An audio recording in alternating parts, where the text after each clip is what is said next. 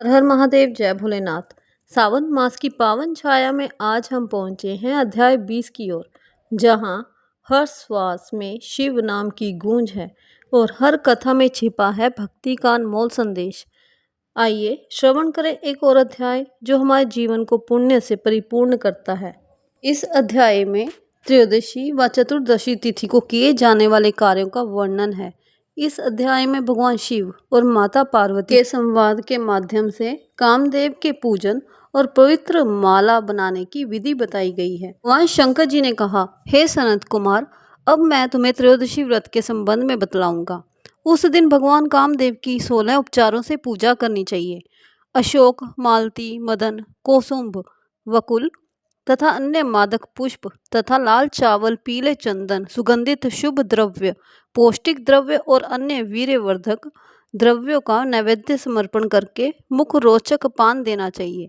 उस पान में चिकनी सुपारी, कत्था, चूना, जायफल, जावित्री, लवंग, इलायची, नारियल के पतले पतले टुकड़े, केसर, कपूर तथा सोने या चांदी के वक्र ऊपर लगे होने चाहिए।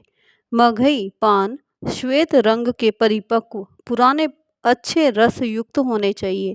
ऐसे पान को शंभरासुर के शत्रु की प्रीति के लिए देना चाहिए। माक्षिक मलसार द्वारा निर्मित बत्तियों, मोमबत्तियों से आरती करके पुष्पांजलि देनी चाहिए। कामदेव के नामों को कहकर प्रार्थना करनी चाहिए। हे सनत कुमार, मैं तुम्हें उन को बतलाता हूँ।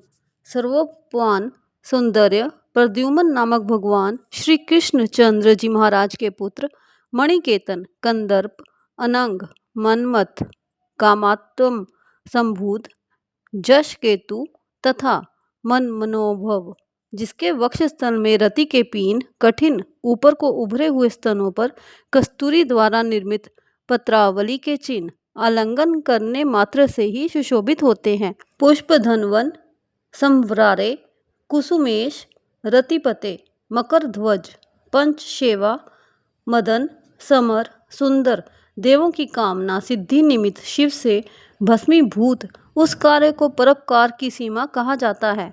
विश्व में आप ऋतु वसंत के निमित्त मात्र सहायक हैं। आपके मनोरंजन के निमित्त इंद्र दिन रात तैयार रहते हैं, क्योंकि तपस्वियों से अपने स्थान के च्युत होने के बारे में वही इंद्र आपसे डरा करते हैं। आपको छोड़कर सुदृढ़ मन से भला दूसरा कौन विरोध कर सकता है? आपको छोड़कर पर ब्रह्मानंद तुल्य अन्य आनंददाता और कौन है?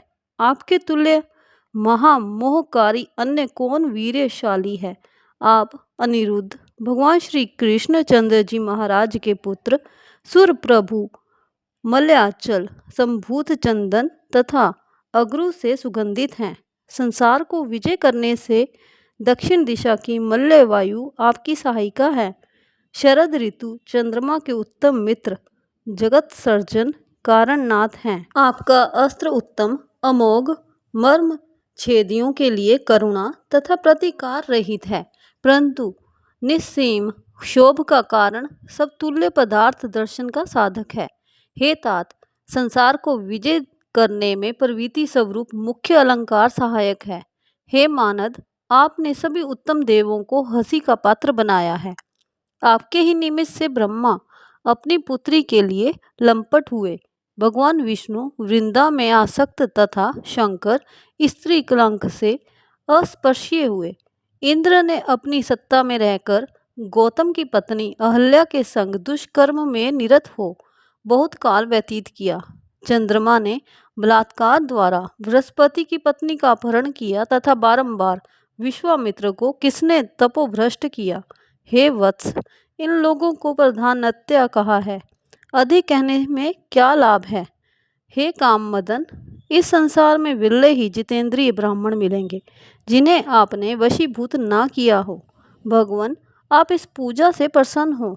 श्रावण शुक्ल तेरस के दिन कामदेव से अमित हो जाने से प्रवृत्ति मार्गी लंपट जीवों को आप अत्यधिक वीर्य तथा पुष्टि देते हैं और निर्वृत्ति मार्ग में लगे हुए निरत जीव के काम रूपी विकार को हर लेते हैं।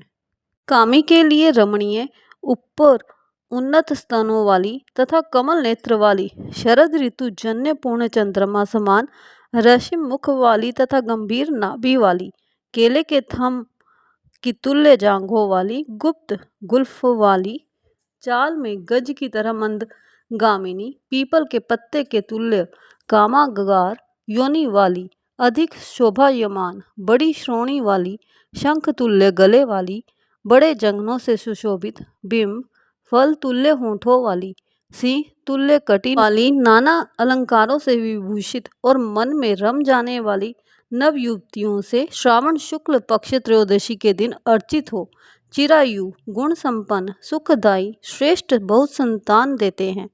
हे तात, तुम में से मैं त्रयोदशी के कार्य को कहता हूँ, सुनो। हे तात, मैंने जो तुमको अष्टमी के दिन का पवित्रारोपण बतलाया है, यदि मनुष्य उसे उस दिन ना कर पाए तो भगवान शिव के प्रियर्थ चतुर्दशी के दिन कर लेना चाहिए। देवी तथा विष्णु तुल्य हों, पवित्रा का निर्माण करना चाहिए। केवल प्रार्थना तथा नाम भेद की कल्पना करनी चाहिए। विकल्प से यहाँ जो कुछ विशिष्ट बात है उसे मैं अब तुम्हें बतला रहा हूँ।